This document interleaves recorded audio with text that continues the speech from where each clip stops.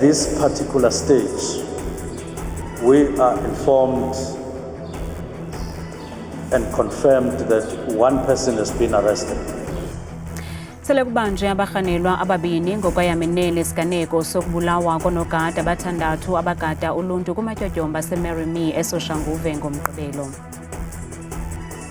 I am being targeted, and I strongly believe that there is something that I have done to somebody high up in the political space.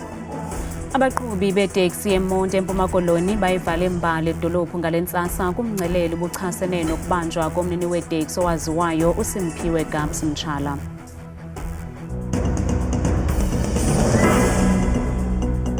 Sinamkele kwindaba zethu handambe ndodwa handamba nophumza sikhumba noyitoliki yolimi lwezandla Botani Mzonzundo.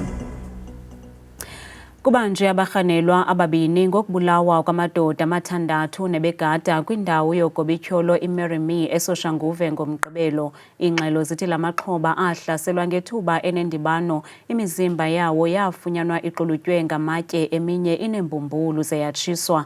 Umphathiswa wamapolisa uSenzo Mchunu ebetyelele iintsapho namhlanje ephelekwe inkulu baphathiswa eliphondo laseGauteng uMnumzana Bhanyaza Lesufi.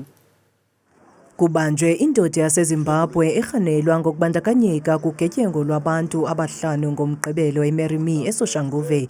Oku kuxelwe ngumphathiswa wamapolisa ngethuba ihambele iintsapho zamaxhoba namhlanje, ukanti amadoda amabini wona asahlatywa ngemibuzo.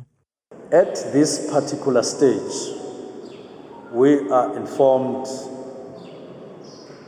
and confirmed that one person has been arrested.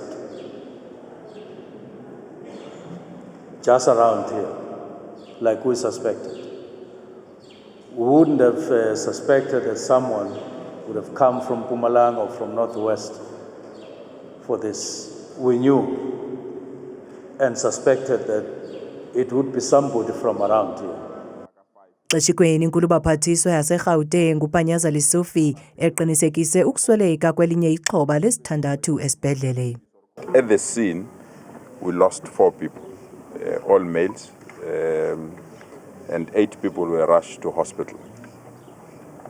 Of the 8 that were rushed to hospital, after the incident we lost 1 person, and yesterday we lost another person.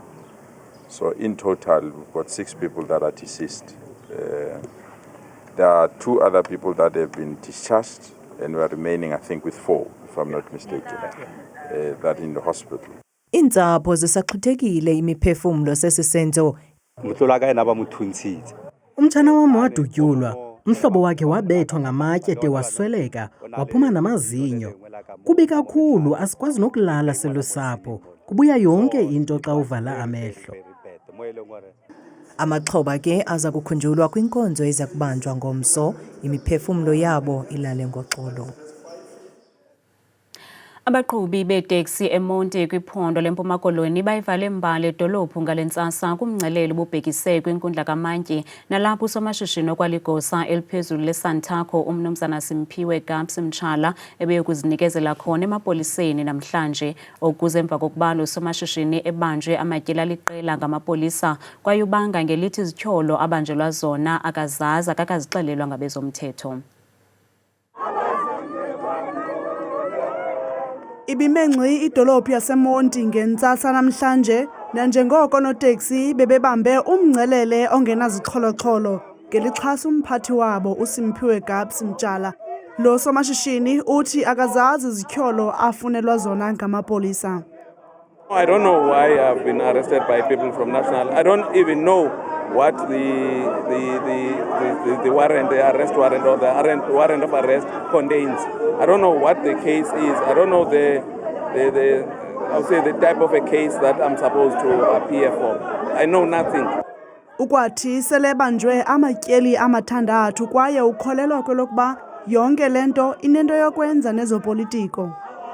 To me, it is political. I am being targeted, and I strongly believe that there is something that I have done to somebody high up in the political space. And what worries me is that I am not a politician. However, I am actively involved in Buffalo City business space, and I think that's where I've tampered with whoever the big person is at national level. Umnumzana Mtshala uthi wathathelwa nezixhobo zakhe zokuzikhusela. I am not protected. I am currently exposed. Remember, some few weeks ago, I would say in January and even in December, I was disarmed. My firearms, legally registered and licensed firearms, were confiscated. And I went to court for an order so that those firearms can be released. Up to now, those firearms haven't been released. Oluqhankqalazo lwanamhlanje lubangele ukuba bangayi esikolweni abafundi abaxhomekeke kwiiteksi ukuze baye esikolweni kwaye namanye amashishini achaphazelekile kule dolophu. Sithola amapolisa ngokuba gwenxa iintsapho zabarhanelwa abathathu abadutyulwe basweleka kwiveki ephelileyo eThekwini KwaZulu-Natal. Utata wamaxhoba amabini uthi uzambe zonke izikhulo zamapolisa kodwa khange afumane nelinye ityala oonyana bakhe abajongene nalo, nangona amapolisa esithi oonyana bakhe bajongene nezityholo zolwaphulo-mthetho eziliqela. Zithi zifuna impendulo ezinye zeentsapho zabarhanelwa nabadutyulwe babulawa ngamapolisa kwiveki ephelileyo. Ngokwengxelo yamapolisa, la madoda ebefunwa kwiziganeko zolwaphulo-mthetho nezifana nokunyanzelisa uluntu ukuba luhlawule imali ukuze lukhuselwe. Kodwa uThamsanqa Ntuli uthi oonyana bakhe abadutyulwe kwesi siganeko bebemsulwa. Ngiphatheke kabi ngokudutyulwa kwami, ngokudutyulwa kweingane zami eziwu-2, uHlakanipho noSanele. Ngoba okungiphatha kabi kakhulu ukuthi amaphoyisa aqale abakhipha emotweni, baphuma emotweni, abanyathela ngeenyawo bephakathi, ababuyisela emotweni. Amase babuyisela emotweni asuka lapha yabadubula. Futhi singihambe wonke ama-police station ala eThekwini, ngifuna ukwazi ukuthi bebe namapha amacala njengoba kuthiwa banamacala. Okuyena okhuluma la emaphepheni uthi banamacala amaningi. Kodwa angatholakala la e-police station. Ukanti usapho lwakwaBiyela luthi zonke izityholo ezipapashwe ngamapolisa kwabezendaba zibubuvuvu kwaye azinasihlahla. Siyakuphikisa kakhulu lokho esinginikezwa amaphoyisa njengodaba abathi bayalwazi ngomfowethu noma abafowethu abalimele. Ngezizathu zokuthi kubo bonke bobane akekho phambilini wakwavulela icala lobugebengu. Okwesibili, ikhali amaphoyisa athi ayithole emotweni zonke bezisemthethweni. Ukwathe belusapho bafuna igunya abantu elizimeleyo elijongene nokuziphatha kwamapolisa i-IPID ukuba iphande esi siganeko. Ukanti amapolisa khange aphawule ngesi siganeko kwaye uphando lusaqhuba. Amalungu ekomiti ejongene nemicimbi yamapolisa aphuma kwipalamente kazwelonke avakalise ukungaxoli ingxelo ethiwe thaca ziziphathamandla zamapolisa aseMpuma Koloni ngomgama osele uhanjiwe ukuqubisana nolwaphulo-mthetho lokugunyazisa abantu ukuba barhume ngetshova ngelokuzifumisa i-extortion ukutsho. Le komiti ikutyelelo olujonga ukuba ingaba kuxa andawo namapolisa ekulweni nolwaphulo-mthetho lucwangcisiweyo nolubandakanya i-extortion. Ingingqi OR Thambi phala phambili kwiphondo liphela kwiziganeko ezisemapoliseni. Untsiki Noyiya uyasichubela. Amapolisa athe thaca ingxelo ebonisa ukuba kumatyala ku-90 engingqi zonke kweli phondo, 65 zingxelo ezise-OR Tambo kuphela, ze ibe ngama-40 amatyala asaphandwayo. Ingingqi Sarah Baartman isemsileni ngomnqongo wetyala le-extortion. Amalungu ekomiti yesipolisa epalamente akonelisekanga yile ngxelo ngelithi iyalambatha. We come as a portfolio committee. We want to hear more. So give color to the instances of extortion. So we know, for instance, there was a reported case of the guy that was claiming to be a chief that even went to the NIU. We do have presentation which has met, but because this was an open meeting, that is why we didn't put more meat on the presentation, because we had to protect our witnesses, protect our complainants. Amaxhoba avakalise ukuba i-extortion isemi ngeenyawo eMthatha. Uninzi lwawo luyoyika ukuza ngaphambili ngenxa yezigrogriso ezithunyelwa ngeesim card ezingalandelelekiyo. Ndikwi-hit list kuthiwe mandibiwe mna kutsho omnye weebhosi zabantwana. Njengoba ndikwi-hit list ke i-extortion ayikapheli. and mvanje ingathi ivukile kuba abahlali bam basemthatha West bandixelela yonke into eyenzekayo.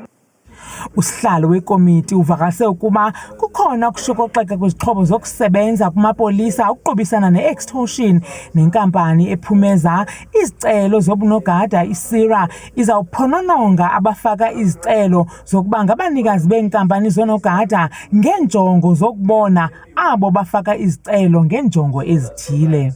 The necessary capacity must be there to really be proactive, to have the relevant informers in the relevant spaces to come and give feedback for police to operationalize or act on.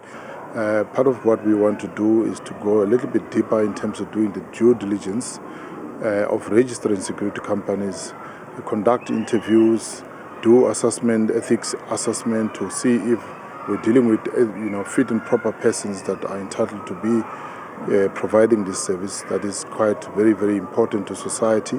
Amapolisa alebele ngokubalula amaxhoba e-extortion arhoxisa amatyala njengomcelimngeni ajongene nawo nobunzima ukufumana abo bagunyazisa ukunikwa imali ngetshova kuba besebenzisa iSIM card ezingenamkhondo.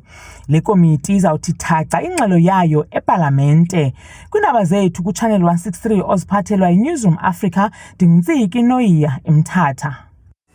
Abafundi kwisikolo samabanga aphantsi iManukelo Primary kwilali yaseMogola kwiphondo laseMntla-Ntshona bafundiselwa kwindawo ehlala imoto. Abazali babantwana abafunda ugrade 6 banexhala ngomgangatho wegumbi abafunda kulo, kungoku nje bammelela isebe lezemfundo ukuba lingenelele. Babalelwa kuma-56 abafundi bebanga lesithandathu kwesi sikolo abafundiswa kwindawo yokupaka imoto ngenxa yokudilika kwamagumbi yokufundela. Abazali bathi abantwana abakwazi ukuya esikolweni xa imozulu imbi. Aba bantwana bebefundela eTyotyombeni kodwa belingekho kwimeko ekuvumelayo oko kuba xa kushushu iTyotyombe liba shushu, xa kunetha kungena amanzi kwaye belingenaminyango. Xa kubanda aba bantwana badityaniswa eklasini enye nabanye. Abazali bathi sele kuyiminyaka eli-12 bejongene nale ngxaki. Le meko besiyikhalazela ukusukela ngo-2013, iloo nto ke ekuqaleni konyaka ka-2025 sabhala incwadi inqununu yayihambisa kwisebe lezemfundo, kodwa akukhange kuphenduleke kude kube namhlanje. Isebe lezemfundo eMntla-Ntshona lithi liza kubonelela esi sikolo ngegumbi lokufundela lexeshana. The department would like to provide an update that a mobile classroom has been procured and will be delivered to the school in due course. In the interim, the department has advised the principal to allocate these learners to classrooms with fewer learners. Isebe liphinde lagxeka inqununu yesikolo ngokuvumela ukufundiswa kwabantwana kule ndawo ipaka imoto.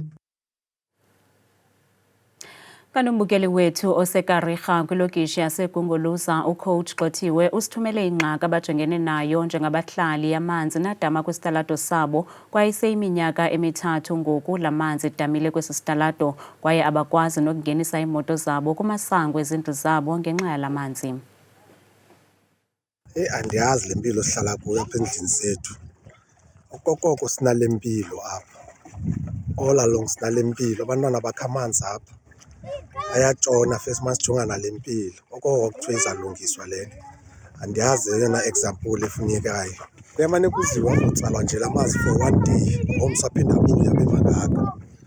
Yazi iproblem intoni. Imoto xa izayo ngafika iphelele kule ndawo.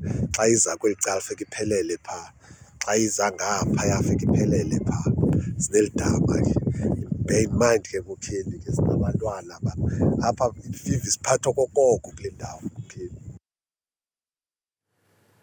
Siyabulela coach ngokusithumela le ngxaki nijongene nayo ningabahlali. Siyathemba basemagunyeni basibonile isikhalazo sakho kwaye baza kuza ngaphambili ngelokusombulula le meko. Bukeli nawe apho ukhoyo xa unengxaki ephathelene nokuziswa kwenkonzo. Sicela usifotele ivideo ze uyithumele ku-071 105 8923 usichazele what nendawo kuyo. Lo Isaac Bangu umongameli wombutho olawula ibhola kwihlabathi uSepp Blatter oneminyaka engama-80 anethuba ubudala kwakunye nalo Isaac Bangu umongameli we-UEFA uMichel Platini oneminyaka engama-69 ubudala bafunyaniswe bengenatyala kwizityholo zobuqhophololo bebejongene nazo ityeli lesibini. LokaBlatter kwakunye naloka Platini bebejongene namatyala obuqhophololo buqhetseba nokusebenzisa gwenxa imali yeFIFA engaphaya kwe-$2 million ngomnyaka ka-2011.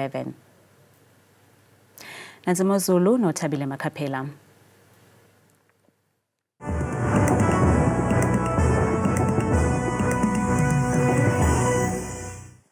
Kakhulu-ke Madikela noma Mzangwa kwideska yendaba ndiyakubulisa nawe mbukele ekhaya ndikomkele wethu eqongeni lam leMozulu mna igama lam ndinguThabile Makhaphela phofu ke ndingosebathenjini mvanje yenjenje imozulu leyo ke esiye siyivule mbukeli wam ekhaya ngokuphawula ke iziganeko zalo mfanekiso wokuqala esiwubonayo ke nogxile ngamandla kwiziganeko zamvanje apha eMzantsi ngamandla futhi kuyanetha kakhulu nje kumntla-mpuma welizwe ngamandla kolaphulo lonke napha eFree State amazantsi futhi werhawuti bupha koPretoria pha kumantla kakhulu ke welaphulo laserhawutini ku-18 ekuseni bathi chu nosuku lwabembukeli beluqoshelisa ngamashumi nje amabini akhathwe sisibhozo wona ke amaqondo wakho phantsi naphezulu ke lokuqala iphondo lipha kaloku empuma koloni njengapha ku-Alvani eMthatha pha kwimpuma yelaphondo nazo ezomvula kwasekuseni futhi zicweca phaya ngelashumi elinesine futhi beluqukubele beluvala usuku napha eMonti eMndankane ngo-22 degrees kanti ke sebenjenje phaya ephondo naseFree State ngamandla futhi likumbindi ke apha eMzantsi Afrika njengapha kaloku oVelkom futhi naseFixburg kuyanetha kuyabaneka kuyaduduma nje yonke intsasa ngaye mbukele ekhaya la 19 degrees. Ithi chu nam ke bukele ngokubanzi kaloku phaya ephondo nasentshona koloni ngamandla futhi kwimpuma yalo namazantsi indawo ezifana pha kaloku eGeorge kwasekuseni nje qaba ngamafu ngeshumi likhathwa sesihlanu futhi kuyafana ke naphaya eOudtshoorn ungabanda ekuseni ngo-13 degrees. Bona ke baphila kanje phaya ephondweni laseNorthern Cape ngamandla pha kunxweme koSpringbok nje ekuseni futhi abikiwe amafa ngephi ngo-12 xa sinyuka njalo futhi eAlexandra phaya kusanetha phaya ekuseni futhi kusibekele impela ngo-15 degrees. Zebaphile kanje ke mbukele ekhaya phaya ephondweni laseNorthwest ngomsentshona namazantsi walapho nje apha loko Vryburg futhi ekuseni futhi kuyabaneka kuyaduduma noxakeka kufudumele kamnandi ngawo nje la mashumi amathathu aze abe naye. Zenje ke bethuna kaloku imozulu phaya ephondweni laseGauteng apho sikhoyotina ngawo lo mzuzu pha amazantsi njengapha kaloku eCarltonville kwasekuseni futhi eJohannesburg kwincam yelaphondo kwakhona futhi ngeshumi lesixhenxe kabeqoshelwe usuku lwabo futhi bezawulala pha kuyanetha kakhulu ku-28 degrees. Zebenjenje phaya ephondweni likumantla apha eMzantsi lipha kaloku elophondo njengapha kaloku Limpopo futhi impuma yalo Phalaburo kwasekuseni ngo-21 napha kumantla eThohoyandou futhi kucwengile nje xa bevuka phaya ekuseni. Bukele ekhaya chunam ngokubanzi phaya ephondweni futhi elipha kaloku lona empumalanga njengapha kumbindi walo indawo ezifana phaya eMalahleni kwasekuseni nazo ke zomvula nezondudumo kokufana napha eMbombela ekuseni ngo-19 degrees. Xa ndiyivala ndiyisonga imozulu ngephondo lokugqibela phaya KwaZulu-Natal umantla wakhona pha futhi koPhongolo ekuseni futhi zintshizana ezithe chache yonke la ntsasa ngo-17 naphaya eNewcastle futhi kusanetha ekuseni ngo-14. Mna ndikuthanda kangaka xesha limyoli.